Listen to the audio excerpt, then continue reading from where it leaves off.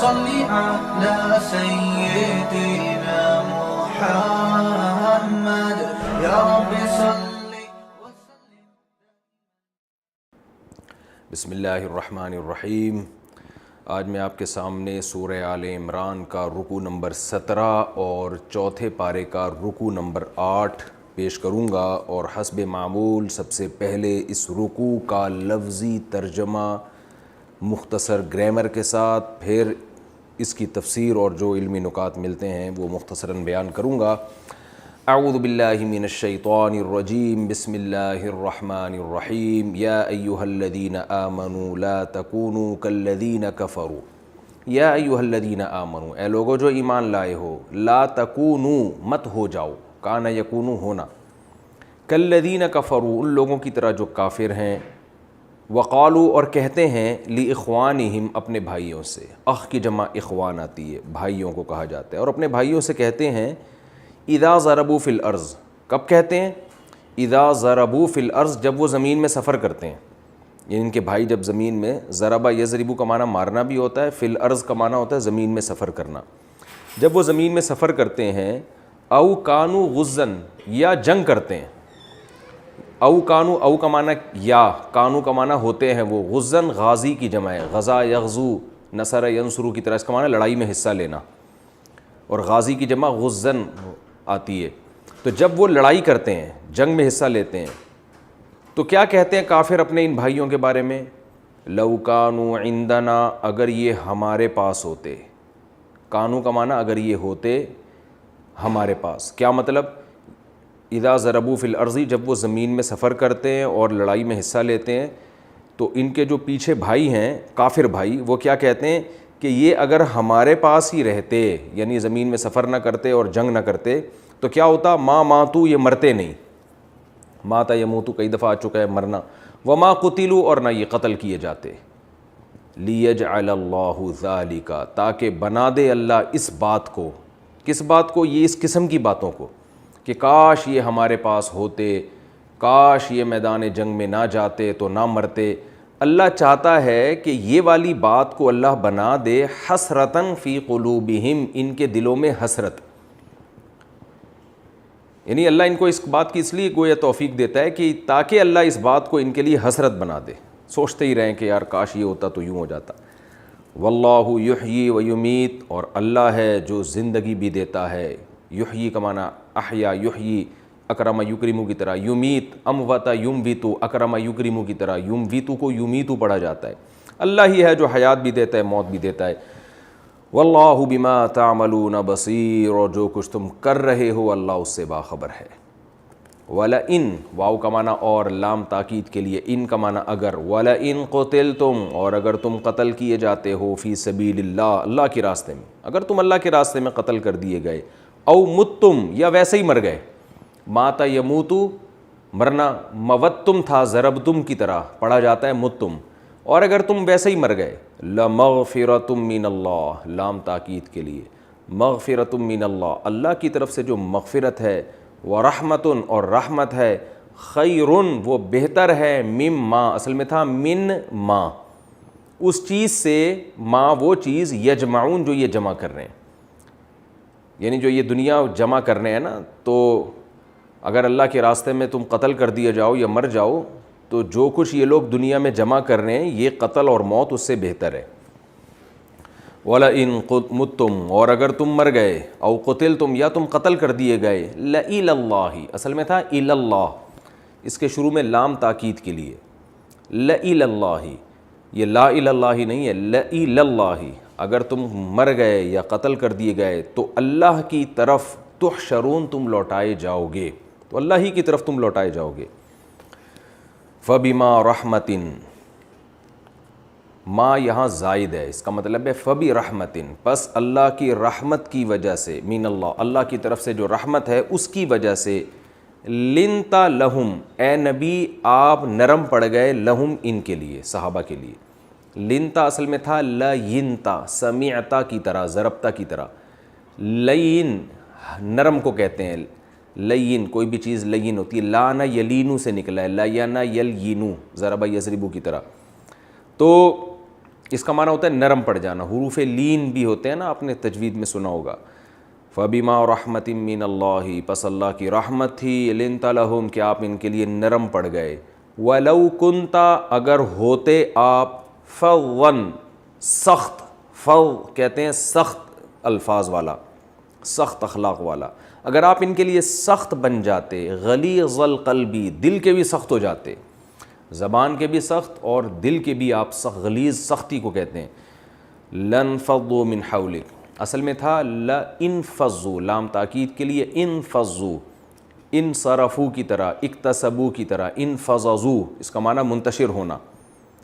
لنفضوا من حولک, تو یہ آپ کے ارد گرد سے منتشر ہو جاتے. حول کہتے ہیں ارد گرد, آپ نے لفظ سنا ہوگا نا, ماحول بہت برا ہے, یہ لفظ عربی سے آیا ہے. ما حولہ, اس کا مطلب ہے ما وہ چیز, حولہ جو اس کے ارد گرد ہے, تو ماحول پھر وہ اردو میں آ کے لفظ بن گیا ماحول, یعنی ہر وہ چیز جو ہمارے ارد گرد ہے. وَلَوْ كُنْتَ فَظًّا غَلِيظَ الْقَلْبِ لَانفَضُّوا مِنْ حَوْلِكَ, اگر آپ سخت دل ہوتے اور سخت اخلاق والے ہو جاتے تو یہ آپ کے ارد گرد سے منتشر ہو جاتے. فَاعْفُ عَنْهُمْ, اصل میں تھا اعفو, عفا یعفو, نصر ینصرو کی طرح. فَاعْفُ, الف سائلنٹ ہو گیا, فَاعْفُ عَنْهُمْ, پس آپ ان کو معاف کریں. وَاسْتَغْفِرْ لَهُمْ, اور ان کے لیے استغفار کریں, یعنی اللہ سے بھی استغفار کریں. وَشَاوِرْهُمْ فِي الْأَمْرِ, شاورا یشاورو مشاورتاً, ایک دوسرے سے مشورہ لینا. ایک ہوتا ہے استشارہ, استشورہ, استخرجہ, اس کا معنی مشورہ لینا, اور ایک ہوتا ہے شاورہ, ایک دوسرے سے مشورہ لینا, یعنی ایک دوسرے کو مشورہ دینا اور ان سے مشورہ لینا. وَشَاوِرْهُمْ فِي الْأَمْرِ, اور کسی بھی کام میں, الامر کہتے ہیں کوئی بھی کام میں, شاورہم, ان سے مشورہ لیں, ان کو مشورے میں شریک کریں. فَإِذَا عَزَمْتَ, پس جب عزمت, آپ عزم کر لیں, کوئی فیصلہ کر لیں, فَتَوَكَّلْ عَلَى اللَّهِ, تو اللہ پہ توکل کریں. اِنَّ اللَّهَ يُحِبُّ الْمُتَوَكِّلِينَ, بے شک اللہ تعالیٰ توکل کرنے والوں کو پسند کرتا ہے. اِن يَنصُرْكُمُ اللَّهُ, ان کا معنی اگر, نصر ینصرو, مدد کرنا. اللہ فرما رہے ہیں اِن يَنصُرْكُمُ اللَّهُ, اگر اللہ تمہاری مدد کرے, فلا غالب لکم, کوئی غالب آنے والا نہیں ہے, لکم تمہارے لیے, یعنی تم پر کوئی بھی غالب نہیں آ سکتا. وَإِن يَخْذُلْكُمْ خَذَلَ يَخْذُلُ, نصر ینصر کی طرح, خذلان کہتے ہیں رسوائی, اور اگر اللہ تمہیں رسوا کر دے, فَمَنْ ذَا الَّذِي, تو کون ہے, من کا معنی کون, فا کا معنی تو, فَمَنْ ذَا, کون ہے ایسا, ذا کا معنی یہ, کون ہے ایسا, الَّذِي, جو کہ يَنصُرُكُمْ, تمہاری مدد کرے, مِن بَعْدِهِ, اللہ کے بعد, یعنی اللہ اگر تمہیں رسوا کر دے تو اللہ کے رسوا کرنے کے بعد کون ہے جو تمہاری مدد کرے. وَعَلَى اللَّهِ, اور اللہ ہی پر, فَلْيَتَوَكَّلْ, چاہیے کہ توکل کریں, الْمُؤْمِنُونَ, ایمان والے. فَلْيَتَوَكَّلْ اصل میں تھا لِيَتَوَكَّلْ, تو فَلِيَتَوَكَّلْ کو ملا کے پڑھتے ہیں تو فَلْيَتَوَكَّلْ بن جاتا ہے یہ. وَمَا كَانَ لِنَبِيٍّ, اور نہیں ہے لِنَبِيٍّ, کسی بھی نبی کے لیے یہ بات, أَن يَغُلَّ, کہ وہ خیانت کرے. مال غنیمت میں خیانت کو غلول کہا جاتا ہے, غلّ یغلو, نصر ینصر کی طرح, اصل میں تھا غلل یغللو, تو مال غنیمت میں جو خیانت ہوتی ہے اس کو کہا جاتا ہے. کسی نبی کے لیے یہ مناسب نہیں ہے, یہ ممکن نہیں ہے, ان یغل, کہ وہ مال غنیمت میں خیانت کرے. ومن یغلل, اور جو بھی مال غنیمت میں خیانت کرے گا, یأتی بما غلّ, آ جائے گا اس چیز کے ساتھ, غلہ جس کے ساتھ اس نے خیانت کی ہوگی, یعنی جو مال غنیمت میں کچھ خیانت کی ہوگی اسی کے ساتھ قیامت کے دن آئے گا, یوم القیامہ, قیامت کے دن. ثم توفا, پھر پورا پورا چکا دیا جائے گا, یہ کئی دفعہ یہ وفا کا لفظ آ جائے, چکا دیا جائے گا, کل نفس, ہر نفس کو, ما, وہ چیزیں, کسبت, جو اس نے کمائی, جس نے جو کچھ کمائی کی ہوگی اس کو پورا پورا بدلہ اس کا دے دیا جائے گا, وہ چیزیں اس کو دے دی جائیں گی, یعنی وہ چیزوں سے مراد ان کا بدلہ.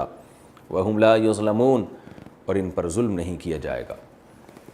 أَفَمَنِ اتَّبَعَ, تو بھلا وہ شخص, اتبع رضوان اللہ, اصل میں تھا أَفَمَنْ اتَّبَعَ, ملا کے پڑھیں گے أَفَمَنِ اتَّبَعَ, الف سائلنٹ ہو گیا, تو بھلا وہ شخص, اتبع, جو اتباع کرتا ہے, رضوان اللہ, اللہ کی رضا کی, کا من, کیا یہ اس شخص کی طرح ہے, باء, جو لوٹا, باء یبوء, گزر چکا ہے, بسخط من اللہ, اللہ کی ناراضی کے ساتھ. سخت ناراضی کو کہتے ہیں۔ وَمَأْوَاهُ جَهَنَّمُ، اور اس کا ٹھکانہ بھی جہنم کی آگ ہو۔ یعنی بھلا وہ شخص جو اللہ کی رضا کو فالو کرتا ہے، کیا وہ اس کی طرح ہو سکتا ہے جو اللہ کی ناراضی لے کے لوٹے اور اس کا ٹھکانہ بھی جہنم ہو؟ وَبِئْسَ الْمَصِيرُ، اور کیا ہی برا ٹھکانہ ہے۔ مصیر کہتے ہیں لوٹنے کی جگہ۔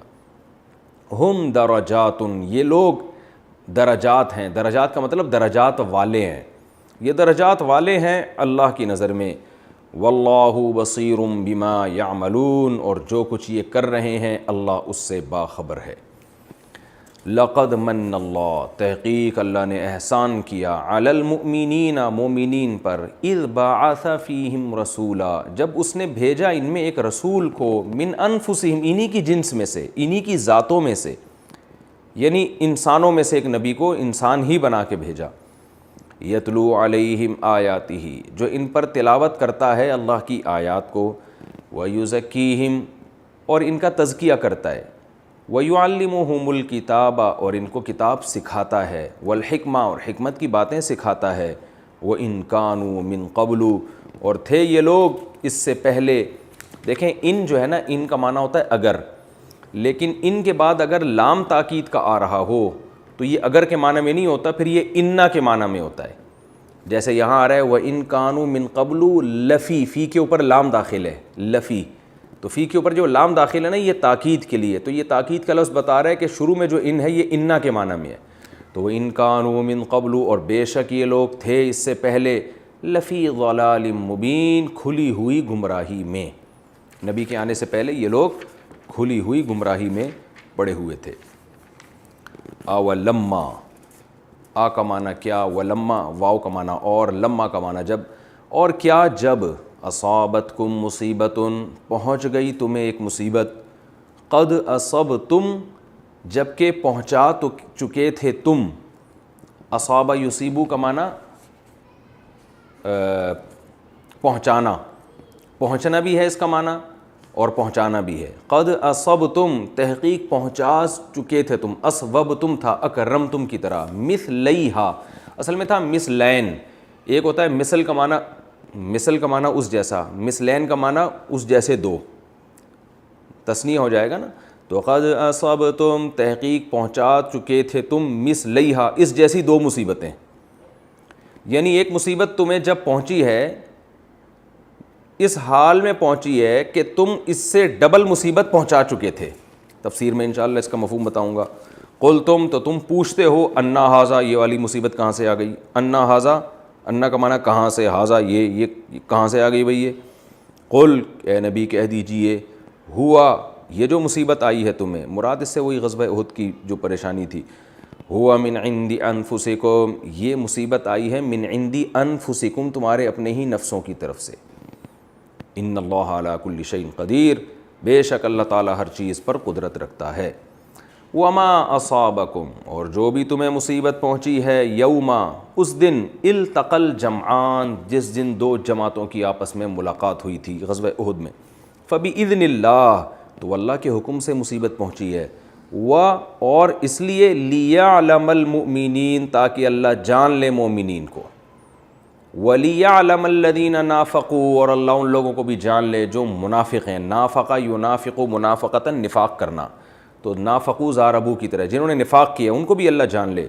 وَقِيلَ لَهُمْ، اور ان منافقوں سے کہا گیا تھا، وَقِيلَ، اور کہا گیا، لَهُمْ، ان منافقوں سے، تعالوا، آؤ، جب نبی میدان جنگ سے مدینہ سے نکل رہے تھے نا احد میں لڑائی کے لیے، اس وقت کہا گیا تھا تعالوا، آؤ، تعالوا جب کسی کو عزت کے ساتھ بلایا جاتا ہے نا تو پھر کہا جاتا ہے تعالوا، عربی میں تعال واحد کے لیے، تعالوا جمع کے لیے، تعالوا، آؤ ہمارے ساتھ، قاتلوا فی سبیل اللہ، اللہ کی راہ میں لڑو، قاتل یقاتل مقاتلۃ، لڑنا، قاتل لڑ، قاتلوا لڑو، او ادفعوا، اصل میں تھا او ادفعوا، الف سائلنٹ ہوا، ملا کے پڑھتے ہیں، او ادفعوا کو ملا کے پڑھتے ہیں او ادفعوا، یا دفع کرو، دفع کا مطلب یہ ہوتا ہے تم نہیں لڑ سکتے تو کم از کم اتنا کر لو کہ جب وہ حملہ کریں گے تو ان کے حملے میں بجائے ان پہ بڑھ چڑھ کے حملہ کرنے کا صرف ڈیفنس کے کام آ جاؤ، ہمارے ڈیفنس کے، ادفعوا کا معنی کہ ان پہ حملہ مت کرو، بس دفاع کے لیے تیار رہو تم، یعنی ہمارے ڈیفنس کے لیے آ جاؤ،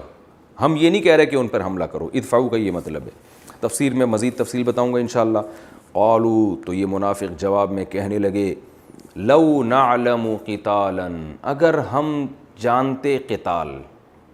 اس یعنی مطلب یہ ہے یہاں ایک لفظ محذوف ہے لو نعلمہ قتالا اگر ہم اس لڑائی کو سمجھتے قتال یعنی اس لڑائی کو ہم لڑائی سمجھتے لاتبعناکم یہ لام تاکید کے لیے ہے اصل میں تھا اتبعناکم تو ہم اتباع کرتے تمہاری لام تاکید کے لیے تو الف سائلنٹ ہو گیا لاتبعناکم یوں پڑھا جاتا ہے اس کو یعنی اگر ہم اس کو لڑائی سمجھتے تو ہم تمہیں فالو کرتے. یہ کوئی لڑائی تھوڑی ہے تو خودکشی ہے. ہم للکفری اللہ فرماتے ہیں یہ منافقین اس دن یومئذ جس دن یہ بات کہہ رہے تھے للکفری یہ لوگ کفر کے لیے اقرب زیادہ قریب ہیں منہم اپنے آپ سے للایمان ایمان کے لیے. یعنی یہ لوگ جس دن یہ بات کہہ رہے تھے اس دن یہ لوگ ان کا اپنا آپ جو ہے یہ اپنے آپ سے کفر کے زیادہ قریب ہیں ایمان سے دور ہیں. تفسیر میں اس کا مفہوم بیان کروں گا میں انشاءاللہ. یقولون بافواہہم یہ لوگ کہہ رہے ہیں اپنے منہوں سے. فوہ کہتے ہیں منہ کو اور افواہ اس کی جمع آتی. افواہم اپنے منہ سے ایسی بات کہہ رہے ہیں ما لیس فی قلوبہم جو ان کے دلوں میں نہیں ہے. واللہ اعلم بما یکتمون اللہ زیادہ جانتا ہے بما ان باتوں کو یکتمون جو یہ چھپا رہے ہیں. کتم سے نکلا ہے چھپانا. الذین قالوا یہ وہ لوگ ہیں قالوا جنہوں نے کہا لاخوانہم اپنے بھائیوں سے یعنی کافر بھائیوں سے منافق بھائیوں سے کیا کہا تھا وقعدوا اور خود پیچھے بیٹھ گئے تھے. قعد یقعد قعودا بیٹھنا قعدہ ہوتا ہے نا نماز میں. خود پیچھے بیٹھ گئے تھے اور اپنے بھائیوں سے کہ قالوا لاخوانہم اپنے بھائیوں سے کہنے لگے. سے کا مطلب ہے بھائیوں کے بارے میں کہنے لگے. لاخوانہم کیا کہنے لگے لو اطاعونا اگر یہ اطاعت کرتے ہماری. اطاع یطیع اصل میں تھا اطوع یطوع اکرم یکرم کی طرح. اگر یہ ہمیں فالو کرتے ما قتلوا تو یہ قتل نہ کیے جاتے. قل اے نبی ان سے کہہ دیجئے فدرؤوا اصل میں تھا ادرؤوا درأ یدرؤ کا معنی ہوتا ہے دور کرنا. جیسے حدیث میں آتا ہے نا ادرؤوا الحدود حدود کو دور کیا کرو یعنی حد جاری کرنا حتی الامکان کوشش کیا کرو مسلمان سے حد ساقط ہو جائے. تو درء کا معنی ہوتا ہے دور کرنا. ادرؤوا اے نبی ان سے کہہ دیجئے تم دور کرو عن انفسکم اپنی جانوں سے الموت موت کو. تم بھی اپنی جان سے موت کو دور کرو. ان کنتم صادقین اگر تم سچے ہو. ولا تحسبن الذین قتلوا آگے اللہ فرماتے ہیں ہرگز ہرگز گمان مت کرو. حسیبہ یحسب کا معنی ہوتا ہے گمان کرنا. تحسبن تاکید کے لیے. ولا تحسبن الذین قتلوا اے مخاطب ہرگز گمان مت کر ان لوگوں کو قتلوا فی سبیل اللہ جو اللہ کے راہ میں قتل کر دیے گئے. امواتا مردہ میت کی جمع اموات یعنی ان کو ہرگز مردہ گمان مت کرو. بل احیاء بلکہ وہ زندہ ہیں. عند ربہم یرزقون اپنے رب کے پاس ان کو رزق دیا جاتا ہے. فرحینا بہت خوش ہیں فرحت سے نکلا ہے فرح بہت زیادہ خوش. بما اس چیز پر آتاہم اللہ جو اللہ نے ان کو عطا کی ہے من فضلہ اپنے فضل سے.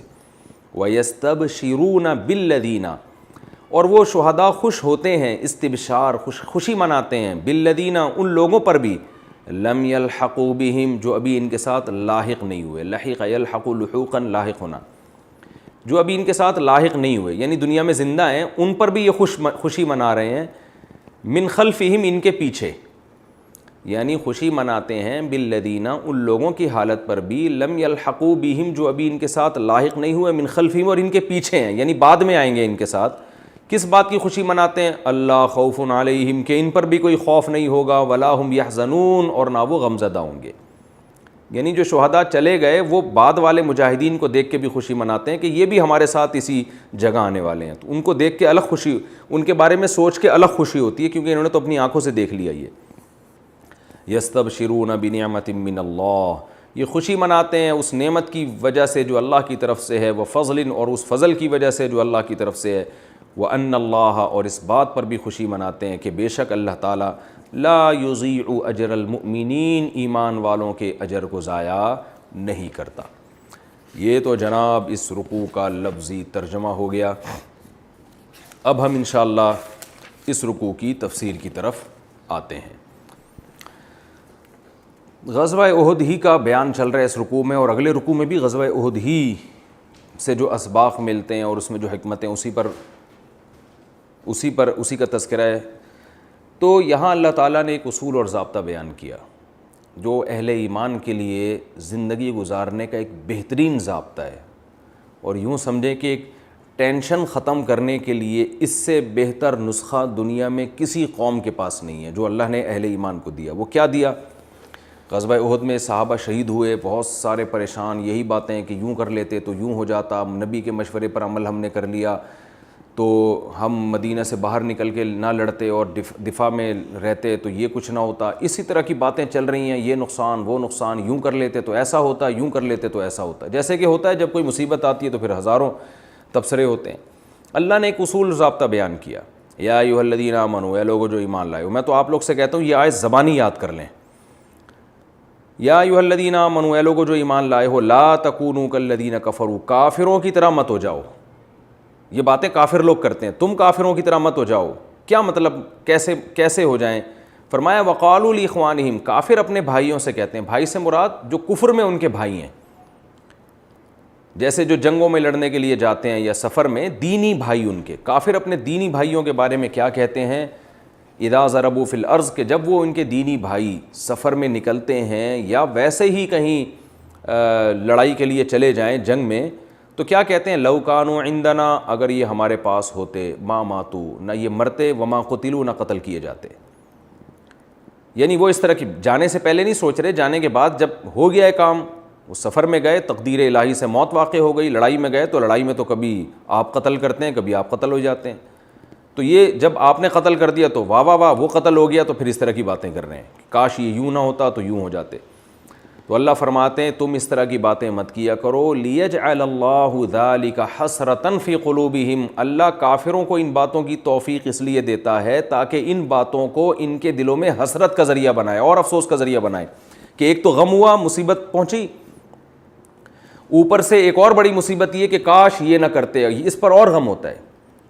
جیسے آپ نے کہیں سفر کیا اور اللہ نہ کرے جہاز کریش ہو گیا، آپ کے کسی ریلیٹیو نے سفر کیا، اب آپ یہی بیٹھ کے سوچتے نا یار میں اس کو منع کر رہا تھا ٹرین سے جاؤ، بس سے نہ جاؤ، میں تو منع کر رہا تھا، سمجھا رہا تھا، پھر بھی وہ بس جہاز سے گیا، اور کاش نہ جاتا، ٹرین سے چلا جاتا، عین وقت پہ اس نے ارادہ تبدیل کیا۔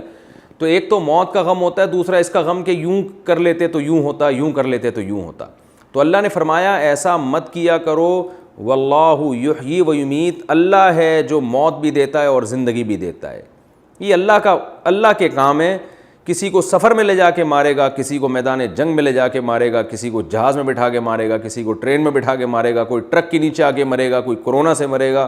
چھوڑ دو، یہ اللہ کے کام ہے، تمہارے سوچنے کے کام نہیں ہے۔ تم نے گراؤنڈ ریئلٹی کو سامنے رکھ کر وقت پر جو فیصلہ کیا بس وہ فیصلہ کرو، تم آگے رزلٹ کیا نکل رہا ہے یہ اللہ پہ چھوڑ دو۔ واللہ بما تعملون بصیر، جو کچھ تم کر رہے ہو اللہ اس سے باخبر ہے۔ کتنا بہترین اللہ نے ایک نسخہ بیان کیا۔ تو اس میں صحابہ کو بھی تسلی دی جا رہی ہے کہ غزوہ احد میں جو تمہارا اتنا نقصان ہو گیا تو یہ منافقین کم بختوں کی باتوں میں مت آؤ، یوں کر لیتے تو یوں ہو جاتا، یہ تو کافر لوگ اس طرح کی باتیں کر رہے ہیں، چھوڑ دو، جو ہونا تھا ہو گیا، وہ جو مصیبت پہنچنی تھی پہنچ چکی ہے۔ واللہ یحیی و یمیت، اللہ ہی ہے جو حیات بھی دیتا ہے اور موت بھی دیتا ہے، تو اس لیے یہ باتیں مت کرو۔ آگے اللہ فرماتے ہیں وَلَئِن قُتِلْتُمْ فِي سَبِيلِ اللَّهِ، اور کافر پہ تو چلو وہ جب لڑائی کے لیے گیا ہے وہ تو شیطان کے راستے میں لڑ رہا ہے، اور تم تو اللہ کے راستے میں لڑتے ہوئے شہید ہوئے ہو، تم پہ تو ویسے بھی یہ باتیں سوٹ نہیں کرتی۔ کیوں؟ وَلَئِن قُتِلْتُمْ فِي سَبِيلِ اللَّهِ، کہ اگر تم قتل کر دیے جاؤ اللہ کے راستے میں، او متم، یا ویسے ہی تمہاری اللہ کے راستے میں طبعی موت آ جائے، لمغفرۃ من اللہ، تو اللہ کی طرف سے جو تمہیں مغفرت ملے گی، ورحمۃ، اور رحمت ملے گی، خیر مما یجمعون، وہ بہتر ہے ان دنیا کی نعمتوں سے جو یہ لوگ جمع کر رہے ہیں۔ یعنی مسلمان تو اس لحاظ سے بھی نہیں کہہ سکتا کہ بھئی کاش زندہ رہتے، اس لیے کہ ان کو تو شہادت اور موت کے بعد جو کچھ مل رہا ہے وہ تمہارے گاڑی بنگلوں سے 1000 گنا بہتر ہے، تمہیں تو ویسے بھی یہ افسوس کرنے کی اجازت نہیں ہے۔ تو خلاصہ کیا نکلا کہ ایک تو تقدیر کا عقیدہ تم نے سوچ کے ہر غم میں سکون حاصل کرنا ہے، کام کرنے سے پہلے 100 دفعہ سوچنا ہے، جب کام ہو گیا تو اس کا جو بھی رزلٹ نکلے، چاہے وہ تمہاری غلطی پہ ہی نکلے، تو غلطی کی اصلاح تو آگے کے لیے کرنی ہے، مگر اس غلطی پہ رونے دھونا نہیں ہے کہ ہمیشہ کے لیے روتے ہی رہو اس پہ بیٹھ کے. بس توبہ کر لی، استغفار کر لی، اب آگے کے لیے سوچو، یہ سوچو یہ مقدر میں تھا اور ہو گیا، ایسا ہی ہونا تھا، ہماری تقدیر میں ایسا ہی لکھا ہوا تھا. یہاں تک علماء نے لکھا ہے کہ اگر آپ سے کوئی گناہ ہو جائے، آپ اچھی طرح اللہ سے گڑ گڑا کے توبہ کر لیں اس سے، لیکن شیطان کیا کرتا ہے، بار بار پھر آپ کو یہ کہتا ہے کہ دیکھو تم سے تو گناہ ہو گیا تھا، تم تو نیک بن نہیں سکتے، تم سے تو یہ ہو گیا تھا. تو علماء نے یہاں تک لکھا ہے کہ ایسے موقع پہ شیطان کو خاموش کرانے کے لیے یہ کہنا جائز ہے کہ بھائی میری تقدیر میں گناہ لکھا تھا، مجھ سے تو ہونا ہی تھا، وہ بس چپ کر جا، مجھے آگے کام کرنے دے. ورنہ شیطان کیا کرتا ہے، بار بار یار دیکھو تم سے ہو گیا تھا نا گناہ، پتہ نہیں سچی توبہ ہوئی بھی ہے کہ نہیں ہوئی ہے، اور گناہ تم سے ہو گیا تو ہو سکتا ہے دوبارہ بھی ہو جائے، ہو سکتا ہے تیسری دفعہ بھی ہو جائے. تو شیطان نا عمل سے روکتا ہے. تو آپ کی ذمہ داری تھی، اللہ نہ کرے اگر گناہ ہو گیا آپ سے، آپ نے سچے دل سے توبہ کر لی تو آپ کی ذمہ داری پوری ہو گئی. اب اگر شیطان بار بار آ کے ورغلا رہا ہے اور عمل سے مایوس کر رہا ہے آپ کو، تو آپ شیطان کو خاموش کرا دیں یہ کہہ کے بھائی میری تقدیر میں لکھا ہوا تھا، ختم، جو ہونا تھا وہ ہو گیا، مجھے آگے کا دیکھنا ہے کیا کرنا ہے میں. تو اس طرح سے صحابہ کو بھی یہ بتایا جا رہا ہے کہ منافقین کا چونکہ پروپیگنڈا بہت ہو رہا تھا، اس لیے قرآن اس ٹاپک کو بہت طول دے رہا ہے، کیونکہ ان کا پروپیگنڈا بہت طویل تھا. تو بار بار آیتیں اس حساب سے نازل ہو رہی تھی، کیونکہ وہ مسلسل یہ پروپیگنڈا کر رہے تھے، یوں کر لیتے تو یوں ہوتا، جیسے بعض لوگ کرتے ہیں نا فسادی. تو قرآن بھی بار بار آیتیں نازل کر کے صحابہ کو تسلی دے رہا ہے. تو قرآن کہہ رہا ہے کہ تم اس طرح کی باتیں مت کیا کرو، اور یہ تو اللہ ان کے دلوں میں حسرت کا ذریعہ بنانے کے لیے، تبھی کافر اور نافرمان لوگ جلدی ڈپریشن میں، اسٹریس میں جاتے ہیں. مسلمان تقدیر پر ایمان کر کے صبر کرتا ہے. تو اللہ فرما رہے ہیں وَلَئِن قُتِلْتُمْ فِي سَبِيلِ اللَّهِ، اگر تم اللہ کے راہ میں قتل کر دیے گئے، او متم، یا تمہاری موت واقع ہو گئی، تو کیا ہو گیا بھائی، لَمَغْفِرَةٌ مِّنَ اللَّهِ وَرَحْمَةٌ، جو اللہ کی طرف سے مغفرت اور رحمت ملے گی وہ اس دنیا سے کروڑا گنا بہتر ہے. دوسری بات یہ کہ اگر وہ رحمت اور مغفرت نہ بھی ملتی، ویسے ہی تمہاری موت ہو جائے، جہاد میں نہ ہو، ویسے ہی مر جاؤ، تو ہوگا کیا، تم بالآخر لوٹ کر تو سب نے اللہ ہی کی طرف جانا ہے نا. تو اللہ تمہارے اعمال کا حساب دے گا، اچھے اعمال کیے ہوں گے اچھا بدلہ، برے اعمال کیے ہوں گے برا بدلہ. تو اعمال کو زیادہ فوکس کرو، اس کو زیادہ فوکس نہ کرو کہ کون کب مرا اور کون کب پیدا ہوا، ان چیزوں کو زیادہ اہمیت مت دو. آگے اسی کا مضمون ہے وَلَئِن مُتُّمْ أَوْ قُتِلْتُمْ، فرمایا اگر تم مر بھی گئے یا تم قتل کر دیے گئے، لَإِلَى اللَّهِ تُحْشَرُونَ، تم مر کے مٹی ہو کے ختم تھوڑی ہو رہے ہو، تم نے تو لوٹ کر اللہ ہی کی طرف جمع ہونا ہے. تو اللہ تمہارے اعمال کا تمہیں حساب و کتاب دے گا، فنا نہیں ہو جاتے مر کے. تو عمل کو فوکس کرو. آگے اللہ نے اپنے حبیب صلی اللہ علیہ وسلم کی تعریف کی، کیونکہ صحابہ کرام کو جب شکست ہوئی اور وہ میدان میں بہت سے حضرات فرار ہوئے، تو نبی صلی اللہ علیہ وسلم جب ان کے پاس گئے تو صحابہ کرام شرمندہ تھے کہ ہمیں نبی صلی اللہ علیہ وسلم ڈانٹ پلائیں گے اور ہمیں تنبیہ کریں گے. اس کا نقصان یہ ہو سکتا تھا جیسے کہ قرآن کہہ رہا ہے کہ ایک تو انہوں نے اتنی قربانیاں دیں، اپنے لوگ شہید کروائے، اور ایک ظاہر ہے جنگ میں بعض دفعہ دشمن غالب آ جاتا ہے تو ان کے حوصلے پست ہو سکتے تھے اور وہ نبی کے گرد سے جو ہے نا منتشر ہو سکتے تھے. تو اس لیے اللہ نے فرمایا کہ فَبِمَا رَحْمَةٍ مِّنَ اللَّهِ، اللہ کی ایک رحمت تھی، لِنْتَ لَهُمْ، کہ اے نبی آپ ان کے لیے نرم پڑ گئے. یعنی اللہ نے بھی آپ کے دل کو بھی تھام لیا، اللہ نے آپ کو رحمت کی توفیق دی، سختی سے اللہ نے آپ کو بچا لیا، کیونکہ ہر نیکی اللہ کی توفیق سے ہوتی ہے. تو نبی کی ایک نیکی تھی کہ آپ اپنے اصحاب اور اپنے ماتحتوں کو آپ نے بجائے ان کو رسوا کرنے کے، ان کو تانے دینے کے، آپ نے ان کو حوصلہ دینا شروع کر دیا. وہ حوصلہ کیا تھا؟ صحیح حدیث میں آتا ہے کہ کسی نے یہ کہا کہ یہ لوگ تو فرار ہونے والے ہیں، بھاگنے والے ہیں، ہم لوگ تو فرار ہونے والے ہیں. آپ نے فرمایا نہ نہ نہ، تم فرار ہونے والے لوگ نہیں ہو، تم تو پلٹ کے حملہ کرنے والے لوگ ہو، تم فرار ہونے والے نہیں ہو. تو آپ صلی اللہ علیہ وسلم نے ان کی حوصلہ افزائی کی. تو اللہ فرماتے ہیں اللہ کی رحمت تھی کہ آپ ان کے لیے نرم پڑ گئے، یعنی اللہ نے اپنی رحمت سے آپ کو نرمی کی توفیق دی. وَلَوْ كُنْتَ فَظًّا غَلِيظَ الْقَلْبِ، اگر آپ اس وقت سخت زبان اور سخت دل ہو جاتے، لَانفَضُّوا مِنْ حَوْلِكَ، تو یہ آپ کے ارد گرد سے بکھر جاتے. فَاعْفُ عَنْهُمْ، پس آپ ان کو معاف کریں، جو ان سے کوتاہی ہوئی ان کو آپ معاف کریں. وَاسْتَغْفِرْ لَهُمْ، چونکہ آپ کی بھی کوتاہی ہوئی ہے کہ آپ پکار رہے تھے، یہ آ نہیں رہے تھے، تو اس لیے آپ بھی معاف کریں اور اللہ سے بھی ان کے لیے استغفار کریں. اللہ نے تو ویسے پچھلی آیتوں میں اعلان کر دیا کہ میں نے معاف کر دیا ہے، تو استغفار کی اب ضرورت نہیں ہے، لیکن آپ کے استغفار سے ان کے دل میں یہ ایک خیال پیدا ہوگا کہ نبی بھی ہمارے لیے اللہ سے معافی طلب کر رہے ہیں، تو ان کے دل میں اور آپ کی محبت بڑھے گی. واستغفر لہم, اور ان کو آپ ان کے لیے استغفار بھی کریں. اور سب سے زبردست بات کیا, وشاورہم فی الامر, اور آئندہ بھی ان سے مشورے لیں گے آپ, کیونکہ یہ ہو سکتا تھا کہ آئندہ کبھی اہم معاملہ ہوتا تو نبی صلی اللہ علیہ وسلم یہ کہتے کہ بھائی میں نے تو غزوہ احد میں تم سے مشورہ لیا تھا کہ مدینہ سے باہر جا کے لڑنا ہے کہ اندر رہ کے لڑنا ہے. میرا اور ابو بکر کا مشورہ یہ تھا کہ مدینہ کے اندر رہ کے لڑنا ہے, تم لوگوں کا مشورہ تھا کہ شہر سے باہر جا کے لڑنا ہے. آپ لوگوں کے مشورے پر عمل ہوا جس سے ہمیں شکست ہوئی ہے, آئندہ آپ لوگوں سے کبھی بھی مشورہ نہیں لوں گا میں. تو قرآن کہہ رہے ہیں نا نا نا, اس طرح نہیں کرنا. اس بات کا امکان تھا کہ نبی یہ کہہ دیتے, قرآن کہہ رہے ہیں نا, اس کی اجازت نہیں ہے. اگرچہ ان کے مشورے پر عمل کرنے سے نقصان ہوا, مگر نہ اس سے مشورے کی اہمیت ختم ہو رہی ہے اسلام کی نظر میں, نہ اسلام کی نظر میں ان مخلص ساتھیوں کی ویلیو اللہ آپ کی نظر میں ختم کر رہا ہے. ان کی ویلیو بھی وہی ہے جو پہلے تھی, اور مشورے کی اہمیت بھی اسلام میں وہی ہے جو پہلے تھی. باقی یہ تو ہوتا ہے کبھی مشورے پر عمل کرنے میں فائدہ ہو جاتا ہے, کبھی نقصان ہو جاتا ہے, اس کی فکر نہیں کرنی ہے. آئندہ بھی آپ نے مشورے لینے, اور لینے بھی انہی سے ہیں. آپ کے یہ مخلص ساتھی ہیں, مشورے بھی انہی سے لینے آپ نے. وشاورہم فی الامر, اور انہی سے آپ مشورہ لیں گے. فَإِذَا عَزَمْتَ, اور مشورہ لینے کے بعد جب آپ کوئی رائے قائم کر لیں, عزم کر لیں کسی رائے پر, آپ کو اطمینان ہو جائے, فَتَوَكَّلْ عَلَى اللَّهِ, تو اللہ پہ توکل کریں. کیا خوبصورت اسلام نے ایک اصول سکھایا ہے. کیا مطلب؟ مشورے ہر اہم کام میں لازمی لینا ہے, اور مشورے کے بعد جب مشورہ لینے والے کمانڈر کی ایک رائے قائم ہو جائے تو اللہ پہ توکل کرنا ہے. کیا مطلب؟ پھر جو بھی نتیجہ ہوگا یہ فرض کر لینا ہے کہ اس میں اللہ نے ہمارے لیے خیر رکھی ہے, چاہے بظاہر اس میں نقصان ہی کیوں نہ ہو. اللہ پہ توکل کا یہ مطلب ہے. یعنی پھر ڈرتے ڈرتے کام نہیں کرنا, کیونکہ کوئی کام اگر آپ کانفیڈنس کے ساتھ نہیں کریں گے, مثال کے طور پر آپ نے لوگوں سے مشورہ لیا کہ یہ کام کرنا چاہیے کہ نہیں کرنا چاہیے, بہت سے لوگوں کی مختلف قسم کی رائے سامنے آئیں, پھر آپ نے ایک فیصلہ کیا کہ بھئی یہ ہونا چاہیے. اس کے بعد اب آپ پھر سوچ رہے ہیں کہ یار ہو سکتا ہے یہ مشورہ غلط ہو سکتا ہے یہ مشورہ صحیح ہو, تو آپ قیامت تک کنفیوز ہی رہیں گے, اس کام میں جان نہیں پیدا ہوگی. جیسے نبی صلی اللہ علیہ وسلم نے صحابہ سے مشورہ لیا, آپ کی اپنی رائے تھی مدینہ کے اندر رہ کر دفاع کریں گے, صحابہ نے کہا نہیں باہر, آپ باہر گئے. اب آپ یہی سوچتے رہتے پتہ نہیں یہ رائے کہیں غلط نہ ہو, تو پہلی دفعہ میں جو فتح ہوئی وہ بھی نہ ہوتی, شروع سے ہی شکست ہو جاتی, کیونکہ کانفیڈنس کے ساتھ لڑائی نہیں ہوتی.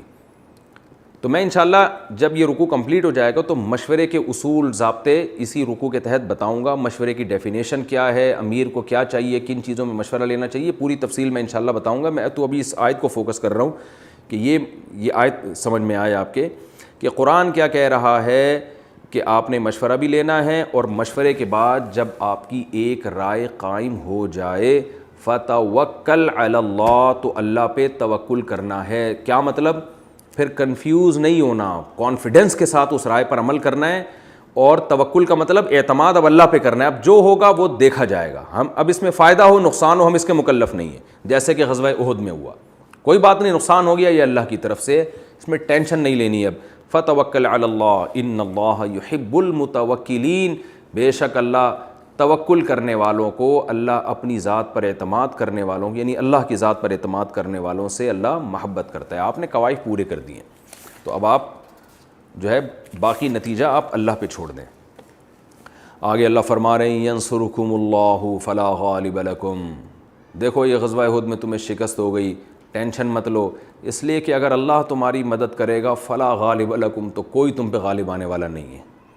تو بس اللہ نے نہیں مدد کی, بس اللہ کی حکمت ہے, اسی میں تمہارا فائدہ ہے. آئندہ جب تمہیں لڑائی کا حکم دیا جائے تو اللہ پہ اعتماد کرو, توکل کرو, کیونکہ اللہ بہرحال تمہارے ساتھ ہے. ایسا ہو نہیں سکتا کہ وہ تمہیں چھوڑ دے اور مشرکین کا ساتھ دینا شروع کر دے, کیونکہ نبی صلی اللہ علیہ وسلم تو آخری نبی ہیں, آپ کے بعد کوئی نبی تو نہیں آئے گا. اس لیے اللہ تسلی دے رہا ہے ینصرکم اللہ, اللہ اگر تمہاری مدد کرے کوئی تم پر غالب نہیں آ سکتا. وَإِن يَخْذُلْكُمْ, اور اللہ اگر تمہیں رسوا کرنا چاہے, فَمَنْ ذَا الَّذِي يَنصُرُكُم مِّن بَعْدِ, تو بتاؤ کون ہے جو اللہ کے بعد تمہاری مدد کرے. ظاہر ہے یہ ممکن نہیں ہے, تو تم اللہ کے حکم کو فالو کرو, اللہ سے اپنا تعلق صحیح بنا کے رکھو بس. وَعَلَى اللَّهِ فَلْيَتَوَكَّلِ الْمُؤْمِنُونَ, اور مومنوں کو چاہیے کہ وہ اللہ ہی پر اعتماد اور توکل کریں. غزوہ بدر میں ایک رسی مال غنیمت سے غائب ہو گئی تھی، تو بعض لوگوں نے شوشہ چھوڑ دیا منافقین نے کہ یہ نبی صلی اللہ علیہ وسلم نے رکھ لیے، کیونکہ آپ پیغمبر ہیں، آپ کو رائٹ ہوگا اس طرح کا، تو آپ جو ہے وہ مال غنیمت کے احکام کے گویا پابند نہیں ہیں، تو آپ جو چاہیں ادھر ادھر کر دیں، معاذ اللہ نقل کفر۔ اس پر قرآن کی آیت نازل ہوئی اور غزوہ احد ہی کے پیرائی میں اس کو بیان کیا گیا، وما کان لنبی ان یغل، کسی نبی کی یہ لائق ہی نہیں ہے کہ وہ خیانت کرے، ومن یغل یأتی بما غل یوم القیامہ، جو بھی مال غنیمت میں خیانت کرے گا قیامت کے دن اسی کو ساتھ قیامت کے دن لے کر آئے گا، وہ خیانت قیامت کے دن اپنے ساتھ لے کر آئے گا۔ ثم توفی کل نفس ما کسبت، پھر جس نفس نے جو کچھ کیا ہوگا اس کو پورا بدلہ دیا جائے گا اور ان پر ظلم نہیں ہوگا۔ افمن اتبع رضوان اللہ، اللہ فرماتے ہیں نبی کیسے خیانت کر سکتے ہیں؟ بھلا جو شخص اللہ کی رضا کا متلاشی ہو، کمن باء بسخط من اللہ، وہ اس طرح سے ہو سکتا ہے جو اللہ کی ناراضی کو لے کے لوٹے۔ یعنی نبی تو ہر وقت اللہ کی رضا کی فکر میں لگے ہوئے ہیں، پوری قوم کے مقابلے میں آپ آ کے کھڑے ہوئے، پوری قوم سے لڑائیاں ہو رہی ہیں، تو یہ سب تو اللہ کی رضا کے لیے ہو رہا ہے، اور خیانت کرنے والا وہ تو اللہ کے غضب کو لے کے لوٹتا ہے، تو دونوں کو کیسے برابر قرار دے دیا؟ وَمَأْوَاهُ جہنم، اور ایسے خائن کا ٹھکانہ تو جہنم ہے، وَبِئْسَ الْمَصِيرُ، اور وہ بہت برا ٹھکانہ ہے۔ ہم درجات عند اللہ، یہ لوگ اللہ کی نظر میں بہت الگ الگ درجات والے ہیں، یہ الگ الگ درجات والے لوگ ہیں، پرہیزگار لوگوں کے الگ درجات ہیں اور ان کے الگ، دونوں کے درجات میں بہت فرق ہے۔ میں سوچتا ہوں جب ہم یہ آیت پڑھتے ہیں کہ کیسا پیغمبر صلی اللہ علیہ وسلم کا حوصلہ ہے اور کیسے طعنے آپ صلی اللہ علیہ وسلم نے برداشت کیے، تو کتنا بڑا ظرف ہوگا۔ تو ہم درجات عند اللہ واللہ بما تعملون واللہ بصیر بما یعملون، جو کچھ یہ کر رہے ہیں اللہ اس سے باخبر ہے۔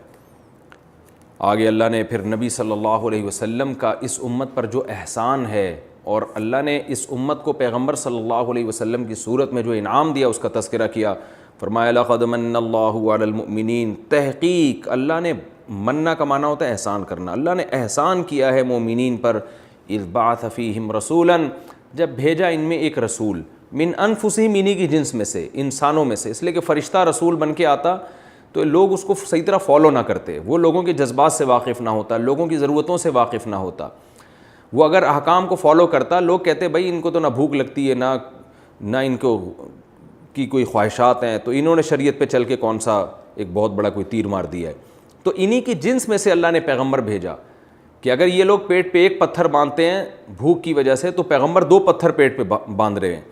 فرمایا رسولا من انفسہم، انہی کی جنس میں سے، یتلو علیہم آیاتہ، جو ان کو اللہ کی آیات پڑھ کے سناتا ہے، ویزکیہم، ان کا تزکیہ کرتا ہے۔ اس آیت پر پہلے بھی کئی دفعہ بیان ہو چکا ہے۔ تزکیہم، تزکیہ کا مطلب ایسی ٹریننگ کرتا ہے کہ یہ ان کے گناہ دھل جائیں، یہ ظاہر اور باطن سے پاک اور صاف ہو جائیں۔ وَيُعَلِّمُهُمُ الْكِتَابَ وَالْحِكْمَةَ، اور اللہ کی کتاب جو ان پر نازل ہو رہی ہے وہ یہ پیغمبر ان کو سکھاتا بھی ہے اور حکمت کی باتیں بھی سکھاتا ہے، جس کو حدیث کہا جاتا ہے۔ وَإِن كَانُوا مِن قَبْلُ لَفِي ضَلَالٍ مُبِينٍ، اور اس سے پہلے یہ لوگ کھلی ہوئی گمراہی میں پڑے ہوئے تھے۔